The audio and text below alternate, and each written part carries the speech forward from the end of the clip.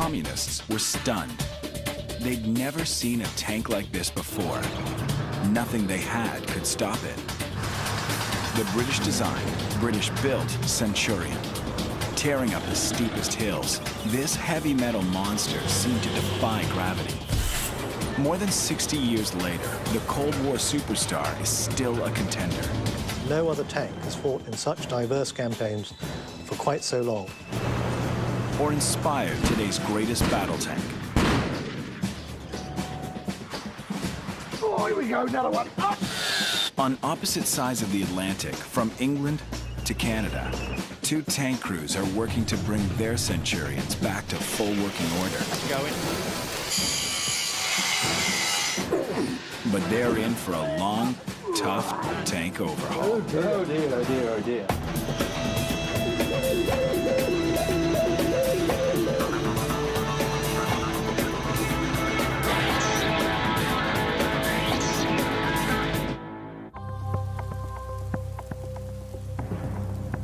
April in England.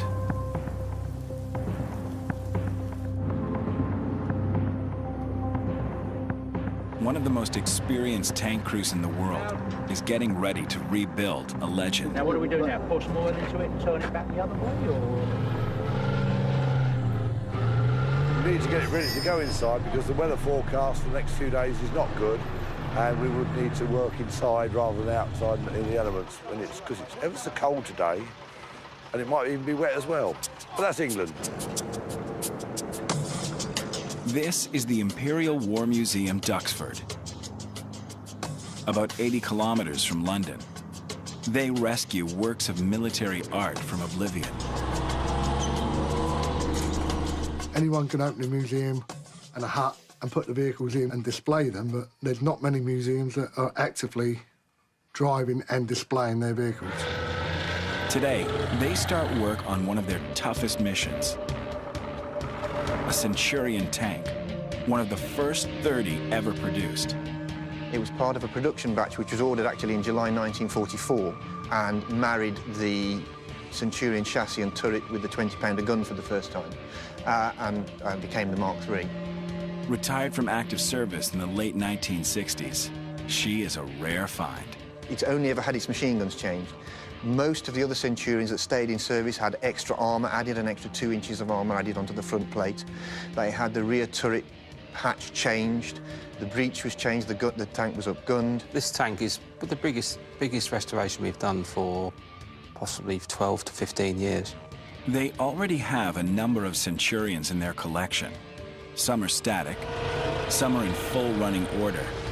But this restoration is significant. It will give the museum its very first working Mark III. Designed during the Second World War, it arrived too late for combat, but went on to provide excellent service during the Korean War. Very few, if any, of the tanks that fought in that conflict have survived in their original configuration. We thought it important that we had at least one to show what the vehicle would have been like when it was fighting in its very first combat.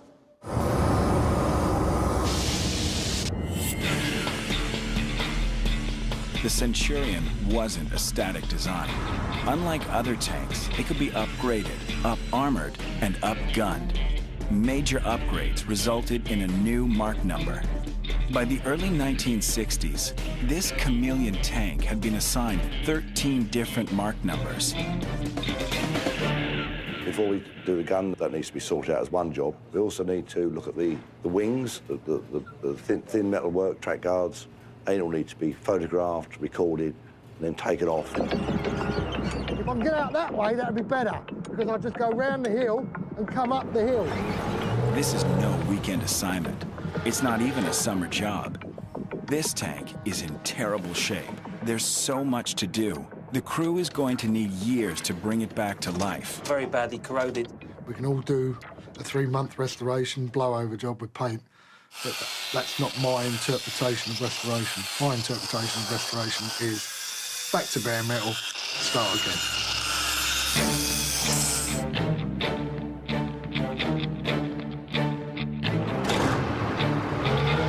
Just getting started requires serious muscle, planning, and manpower.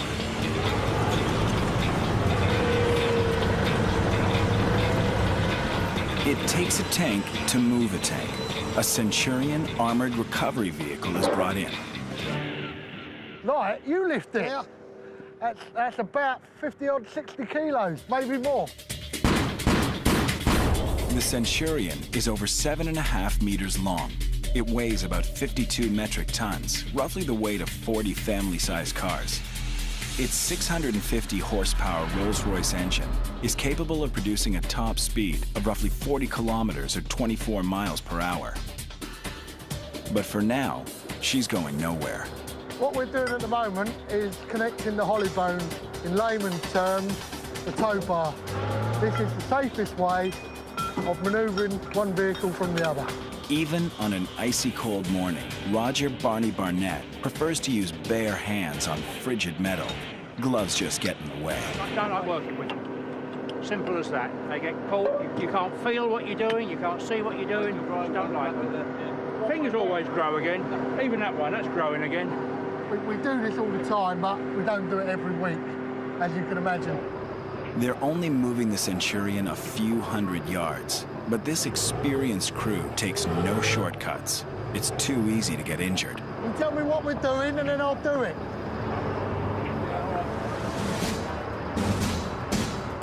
The Duxford Centurion is being restored by a volunteer crew that is second to none. Brian Hayden has been with the museum for over 30 years.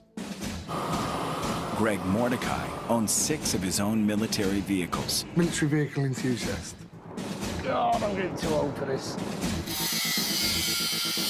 Paul Lambert is a former mechanic and engineer with the Royal Air Force.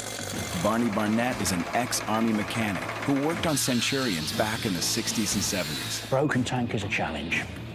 I haven't been beaten by one yet. She spent 20 years in active service and was upgraded to a Mark V during the mid-1950s. Retired from active duty, she served as a gate guard at a firing range. In the early 1980s, she was brought to Duxford, where she sat exposed to the elements. So basically, we're restoring a vehicle that hasn't done anything for 20, 25 years. So we were expecting it to be a really big job. We're going backwards first. Finally, after 3 decades in the wilderness, the Centurion is pushed and pulled into her workbay. And I still lovingly remember the first Centurion I got dropped off to fix. I got chucked out the back of a Land Rover with my gun and my toolbox, and there was a Centurion beside the roads, Scots Greys, and it didn't go. I got it going, and that was a real buzz. Everyone here knows they're about to work on arguably the greatest British tank of the Cold War era and one of the best designed tanks of all time.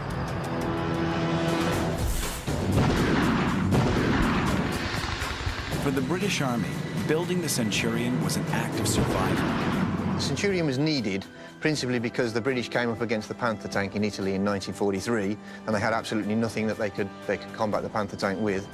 To match the German Panther, the British needed a universal tank built on the iron triangle of speed, armor, and firepower. This holy trinity is the foundation of every great tank. It's the best combination of firepower, manoeuvrability and protection that the British armour had had.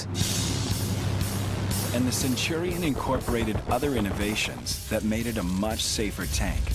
Instead of using hydraulic lines, which were highly flammable if hit in battle, the turret was powered electrically.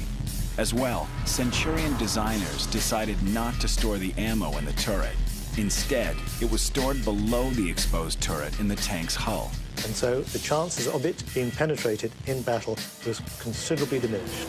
With all its innovations, the Centurion was a quantum leap forward for British tanks. There's no two ways about it. If one compared the Centurion in 1945, when it actually came into service, with the Panther, which came into service in 1943, they were roughly comparable. But the Centurion never went into battle facing German tanks.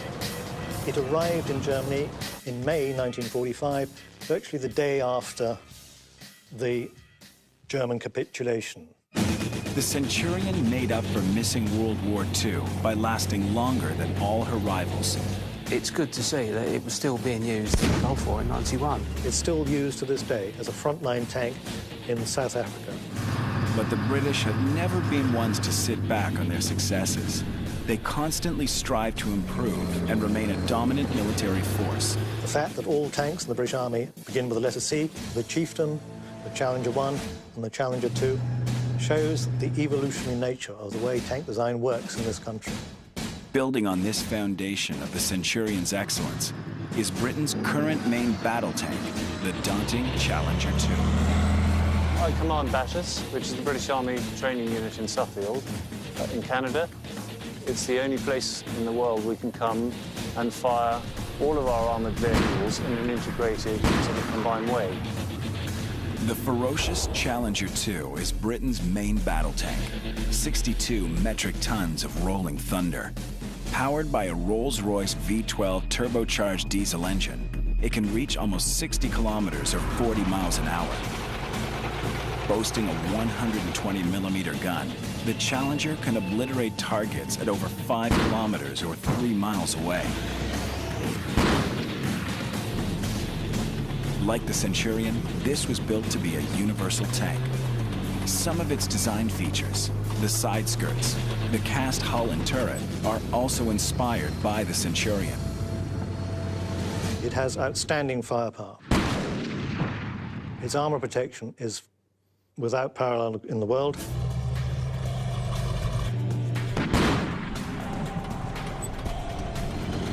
I was commanding a battle group in Iraq 2 years ago now, and it absolutely not only saved lives in my battle group, but gave us the edge in that when people did try to get at us, we could hold our ground, work out what we wanted to do, and then take the initiative again, as opposed to having to become reactive from the very word go. Every modern British tank owes a huge debt to what is perhaps the greatest British tank of all time, the Centurion.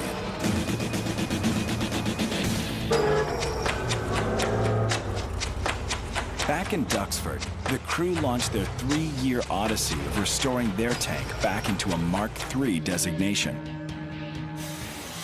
Oh, we must be getting somewhere. How are we doing, Brian? Are we getting Halfway along, really. good? Joining the dots. There you go. Right, at the moment then we're stripping down the tin work, the outriggers, the wings, the bins, the exhaust, prior to removing the rust, removing the paint, washing it down and assessing the size of the problem to come. Well, what's left, we can always stand it up, we can bend it up and work around it, can't we? And straight out and on the floor, that's it. Removing the tin work is just the beginning of a serious top-to-bottom tank overhaul.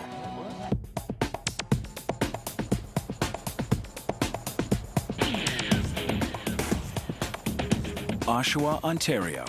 It's 20 degrees below zero. In Canada, tank crews get to play in the snow.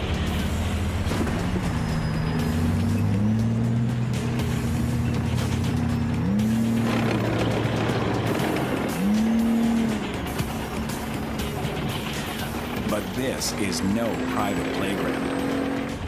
It's the Museum of the Royal Canadian Armoured Corps Ontario Regiment.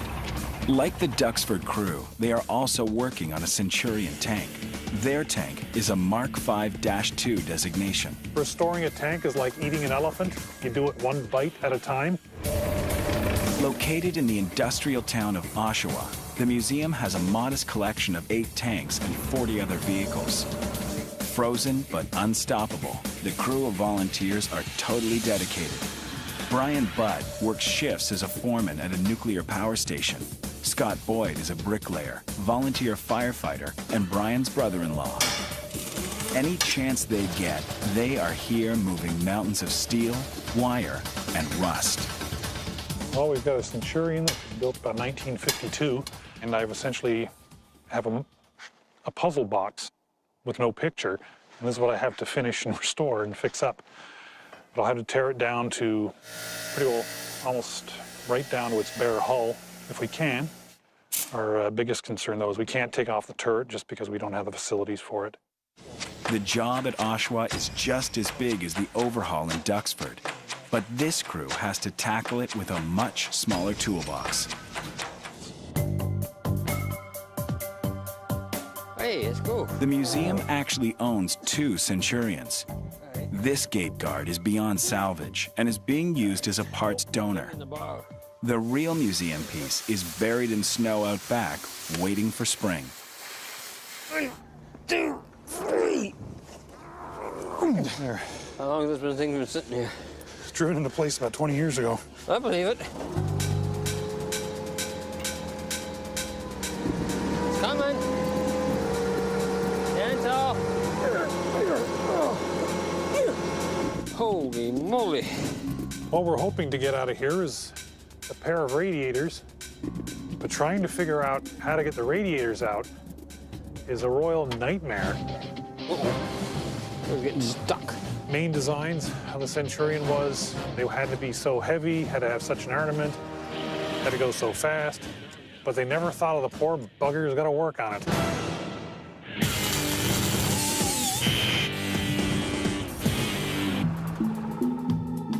Back in Duxford, the crew hauls out their Centurion for a full physical. They need all the room they can get. A big part of every overhaul is just figuring out what shape the tank is in. The crew begins by inspecting the engine. It had the classic Meteor engine, which was based on the Merlin engine used in the Spitfire, the Hurricane, and the Lancaster bombers of World War II. The Centurion is gas-powered with 2 internal fuel tanks on either side of the engine.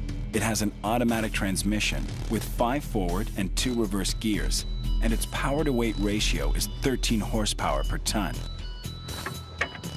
Sometimes they come up easy, sometimes they don't. Ready? Ready. 2, 3. Oh, that's easier. It's a lot easier. We're just inspecting the gearbox now to see if there's anything we need to take off, and we found that all the linkages have been disconnected, the drive shaft has been pulled out, and the actual gearbox is free. It turns. June 1950. The Cold War erupted. North Korea invaded South Korea. To hold back the communists, the United States rallied an international force at the United Nations. Fighting alongside Canada, India, Turkey, Greece, and other countries was Great Britain. Her tank of choice was the Centurion Mark III. The first time it saw action was in 1950 during the Korean War, in a theatre of operations completely different for which it was designed for. But the Centurion proved that it was a remarkable tank in such conditions. With its hills, mountain ranges, and paddy fields, Korea was not ideal tank territory. But this tank couldn't have cared less. Its ability to climb hills was phenomenal. The Centurion could get up a steeper slope than any of the American vehicles there, and the Americans actually prized having the British armoured regiments nearby because they could basically get the Centurions on top of these very high hills to dominate the battlefield. The Chinese lived in fear of this tank. The Centurion's superb mobility was backed up by a ferocious gun and first-class armor. This triple threat was a perfect example of the Iron Triangle, essential to any great tank.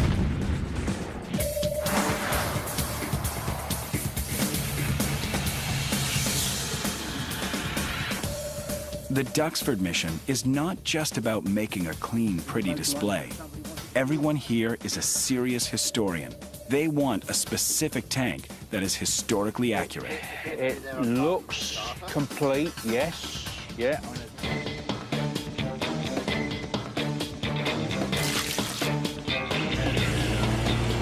The tanks are put to the test every June during Tank Fest, when they parade their collection in front of military buffs and historians. You don't get world-class recognition without it. Oh dear. Oh dear, oh dear, oh dear. I don't like the look of those radiators. The Duxford crew has set itself an ambitious target. They want to restore their beat-up Centurion to its original Mark III configuration. This will make it the museum's first working Mark III, the tank that set the standard for British armament for years to come. The team is looking for clues to make it perfect. Paul Lambert has gone into the hull looking for any records of past engine work. He finds the Holder vehicle literature container to the left of the driver's seat, right where it's supposed to be. All the way right down. What you got? Moment of truth, then. Open other end. Oh, yes, and it's there. All the engine's record data, look, overhauls and modifications. Just the job. Okay, yeah, you got it. Yeah, fingers, and we're... These notes contain precious clues about how the engine has been reconfigured.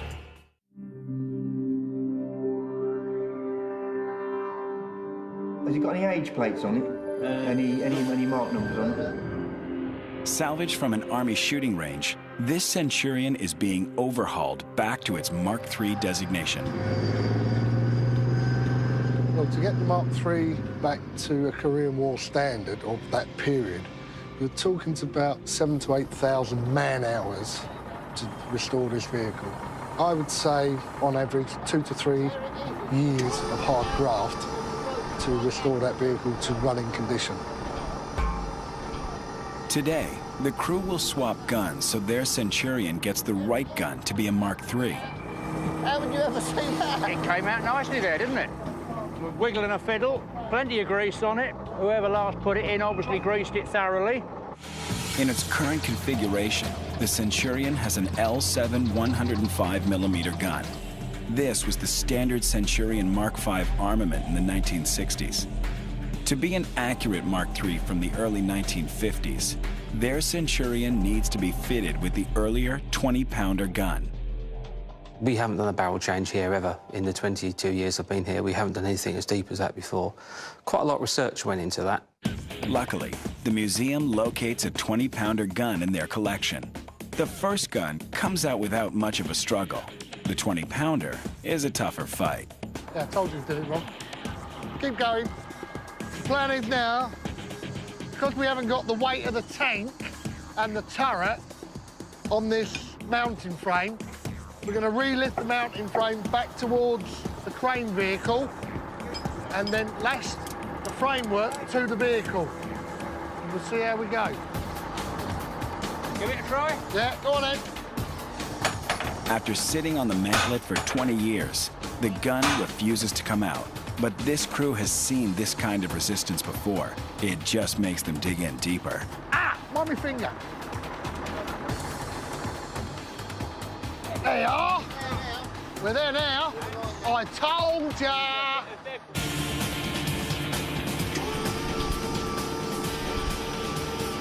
No move. Yes, that's moving. That's it. Right, we're off the threads. Now watch the swing.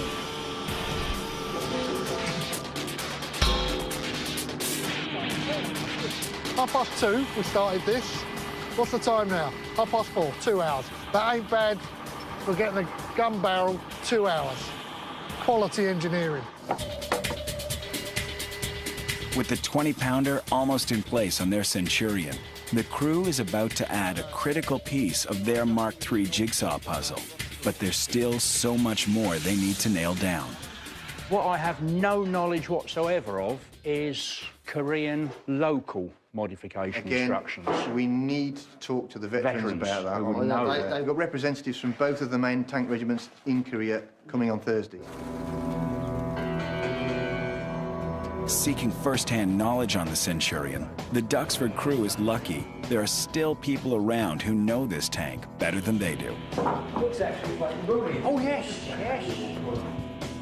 Jack Ma, Kenneth Jones, Michael Swindells, Christopher Coldry. All four served in Korea, armed with the Centurion and its superb gun. And this was this brand new magic tank. They were wonderful. The gun always pointed in the right direction, for example, with a thing called a stabilizer, so that as you went round, the gun stayed pointing in that direction, which was very clever of it, we thought. In the fall of 1950, Communist China joined the battle to support North Korea against the United Nations force. Chinese troops literally flooded the battlefield. And these swarms, like bees, like a swarm of bees were coming. However many they killed, however many they wounded, how many withdrew, more and more and more came again. At times, the tanks were completely covered with infantry trying to get inside the tank, putting sticky bombs on the side to destroy them. And so the other tanks had to shoot them off the backs of their supporting tanks. Oh, they were very brave. Yeah, you know, they were bloody brave. The Korean War bogged down into a deadly stalemate with two sides staring at each other across hostile front lines. We had the rather extraordinary situation where Centurion tanks were perched on top of hills, dominating the surrounding terrain, whereby they dominated Chinese positions. This is where communist forces confronted the terrifying accuracy of the Centurion's gun. The gun control equipment was of such a standard, I could put 20-pounder rounds down, and the Australians I was with would have the confidence of knowing that I could put a round down within 20 yards of where they were. It could take out little slits, observation posts, at up to a mile. It was a remarkably accurate weapon.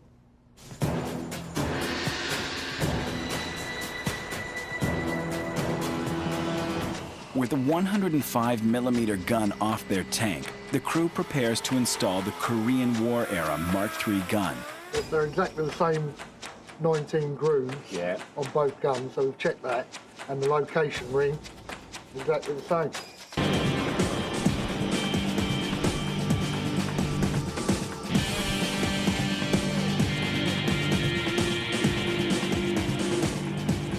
Ready, Barney?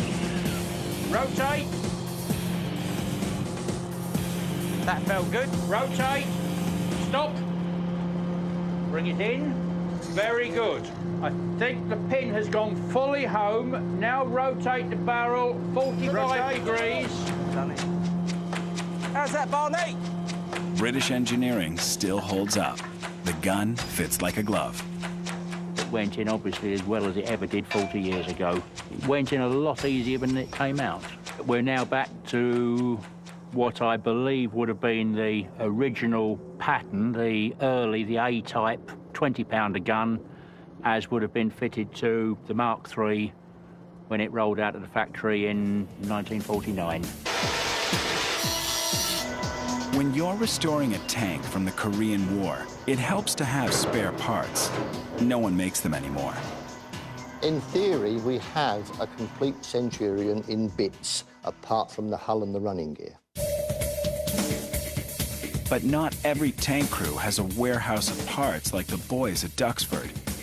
Luckily, we have another Centurion parked out front of the museum that we can open up and scavenge parts from.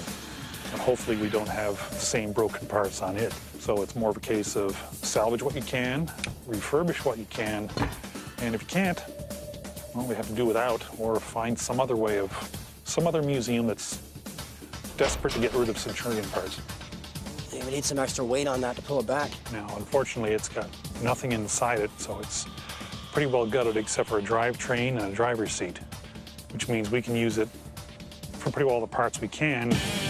In search of missing parts and possible treasures, Brian and Scott spend a Saturday afternoon in the small town of Acton at the Royal Canadian Legion Hall.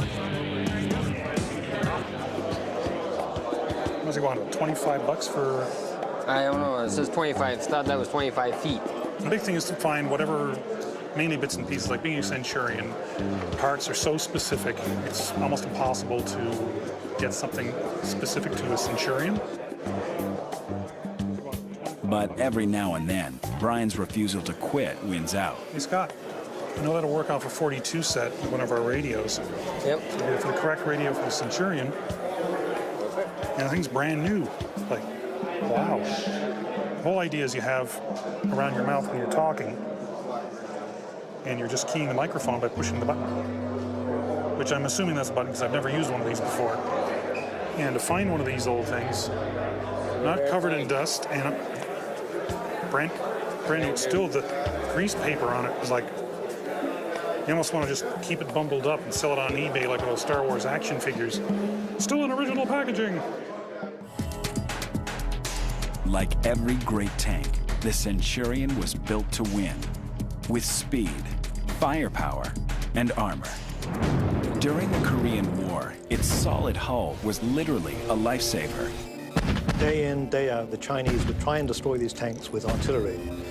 Often direct-fire weapons, 85mm anti-tank gun, or 122mm howitzers. No matter what the Chinese threw at them, the Centurion never fell apart. No tank was knocked out either by direct-fire weapons or by artillery. They got hit many times, no doubt about it. And this caused severe damage to the exterior bins, to the optics, to the radio aerials, things like that.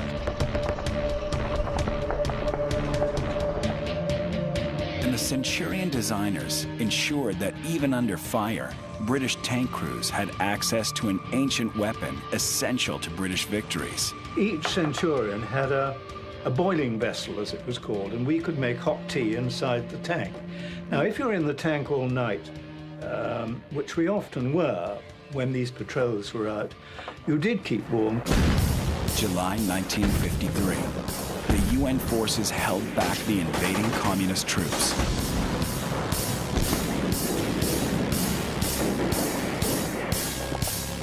After 3 years of fighting, an armistice was signed.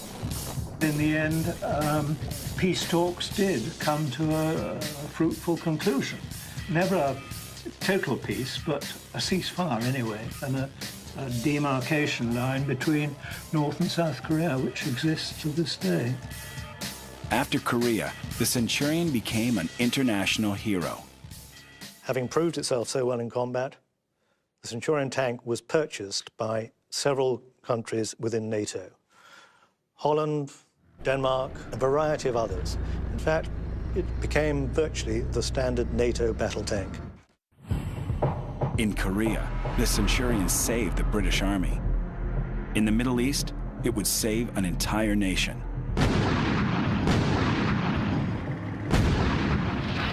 October 1973, Egypt and Syria invaded Israel. In the Golan Heights, the Syrians fielded about 1,500 tanks. The Israelis had 177, most of them Centurions.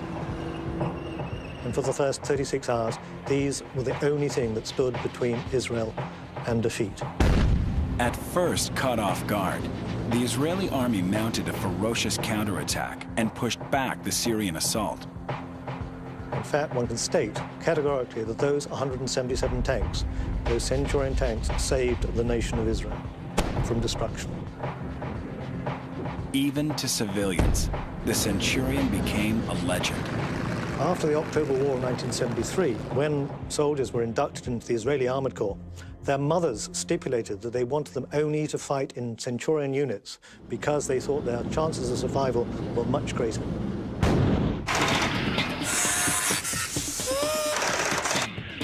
After working on the exterior tin work and replacing the gun, Roger and Brian start working on the Centurion's engine. Today, they are working on the gearbox. Come on, old. Come on, old girl.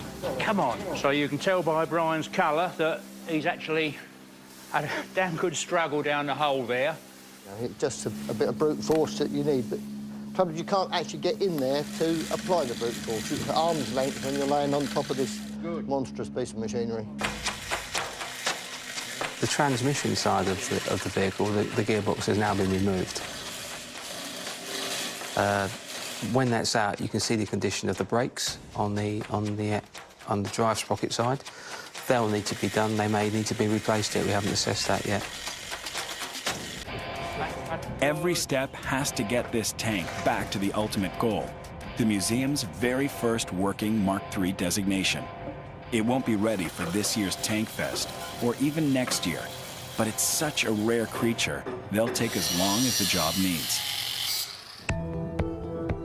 Far away from Duxford, the Oshawa volunteers are hammering away on their massive tank overhaul.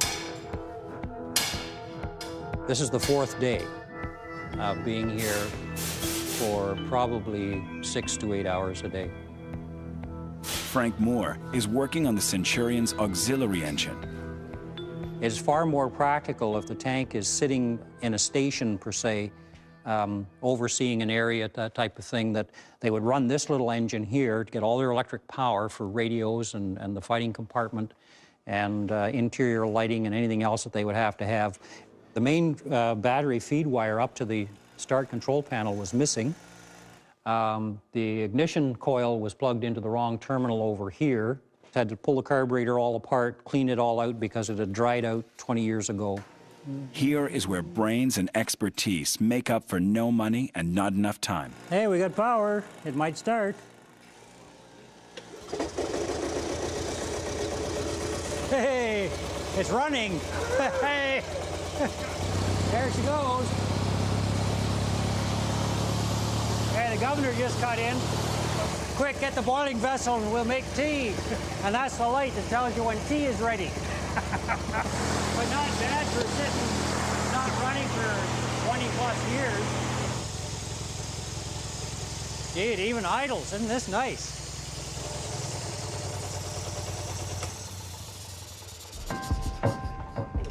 Hey! Okay, let's go for beer. Yeah. Oh, yes. This is a major step forward, getting this, because we can install this in the tank, hook up the rest of the cooling system without the main engine being in, as long as we seal off those pipes, and we can run all the electrical system to troubleshoot our electrical system.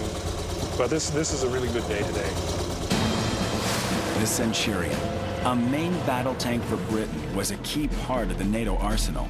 Over 4,400 were produced and sold around the world between 1946 and 1962.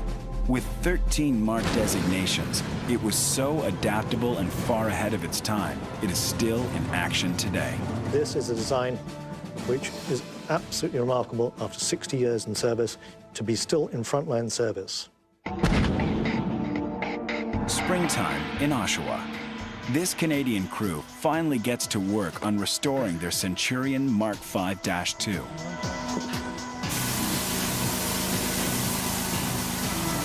John Allison is a heavy equipment mechanic. He's been volunteering at the museum for 2 years. The crew gets down to business in the engine bay. Right now we're using a dime. You want us to check those? Brian is anxious to test his swap meet finds. Just to see if the stuff we got in Acton was going to be usable at all. The original issues we run into with the Centurion is there's so many different marks. The manuals we have for the Mark 1, 2, 3, 4. This one's supposed to be a Mark 5/2.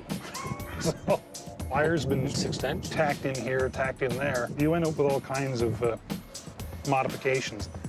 Right now we're kind of semi-guessing. With the wiring sorted out, Brian's crew goes back to the donor Centurion to salvage some parts. Where's the, well, I've been trying to get the transmission out now for about 3 months, so progress is slow. This one hasn't moved in about 20 years, so what we've got is a lot of seized nuts, bolts. None of the moving parts have been moving for 20 years. A former mechanic with the Canadian Forces, Bruce Wyatt joins in to help out. It doesn't want to move. I'm reefing on those bolts pretty hard. I don't want to strip the threads or snap them off. Well, if you come back next winter, we should have at least 6 bolts out. If we're doing good, we might even have 12, but we're not going to push our luck. These guys aren't in it for the money or the glory. Their reward lies far off in the next decade. Maybe you can subtitle this, The Never-Ending Tank Story. It's a wonder that these tank crews remain so dedicated, but there is a payoff.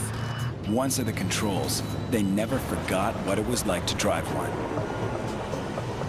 Phil Eldridge is one of the leading volunteers at Duxford. In the 1970s, he served with the British Army, taking care of and driving a Centurion Mark 12. The last gun-armed Centurion left in service with the British Army. It was a match made in heaven. Phil thought that his love affair with his Centurion had to end when it was retired from active duty. The last time I saw the tank in Germany was 1978, when I loaded onto a tank transporter. Phil and his Centurion were separated for 12 long years. Then one day, he paid his first visit to the Imperial War Museum, Duxford. In the Land Warfare Hall, he found himself face to face with a Centurion Mark 12. And the number plate seemed sort of familiar to me, 84BA91. Came back home, got my photos out, and it's the same tank. And I don't know what the feeling was. It was fantastic, I suppose, to see it here. One of my stepfather said to me, he said, when you drive your tank, he said, is it better than sex? At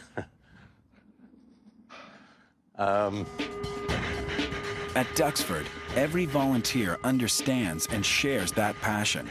You get a rush driving anything. Even though you spend 9 months, maybe 8 to 9 months a year restoring the vehicles, even if you only spent 15 minutes a year driving, that's worth those 9 months of hard graft, all weathers, restoring vehicles. I own 6 of my own vehicles of various tracked and wheeled versions and the motorbike. Unlike the other volunteers, Greg Mordecai doesn't wait for Tankfest once a year. He can drive his dream vehicles anytime he wants. I always have to have a commander with me because I can't see all round the vehicle, and he can identify exactly what's happening in the road conditions, who's behind me, who's to the side of me. Just move over to the left now, it's still clear. Still clear. Clear.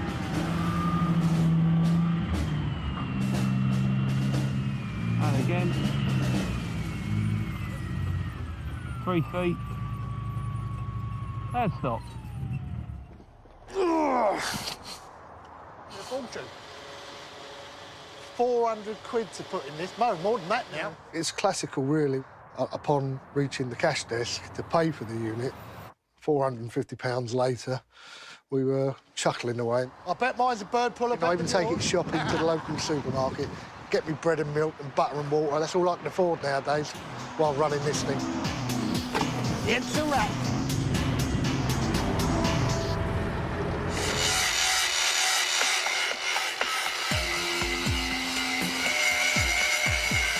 All winter long, the volunteers work quietly behind the scenes on the museum's other Centurion, moving it back to its original Mark III configuration. Great tradition here at the Duxford Military Vehicle Day. But then, for a few days in June, they step into the spotlight and share their collection with the world.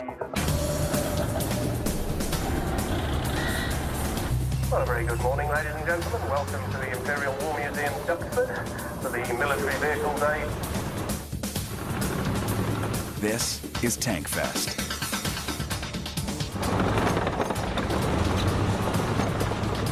And the armour that we'll have on display on the day will have probably 20, 25 main battle tanks running around, including a Mark 12 Centurion, an ARV Centurion, and the Mark III will be on display. It'll be very noisy, lots of diesel fumes.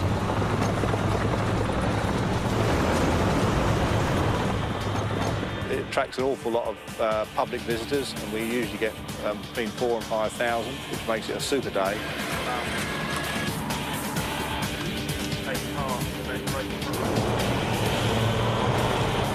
We've had to get some vehicles out of the museum. Some of the rarer ones we have here, the M40 self-propelled gun, the Conqueror British tank from the 50s, which is almost the only one running in the UK now. There's almost nowhere else in the world you can see this many operational armored vehicles on display. Amongst this collection of heavy metal, the Centurion is front and center.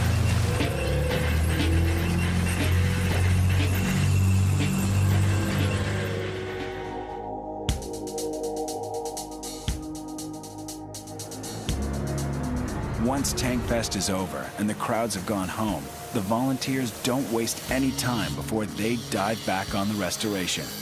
On both sides of the Atlantic, the volunteer crews dream of years to come, when they will be driving their own restored Centurions.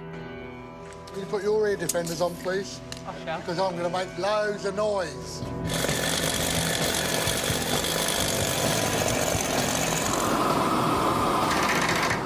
Having stripped off the tin work and put back on the right gun, the crew is almost finished the external work.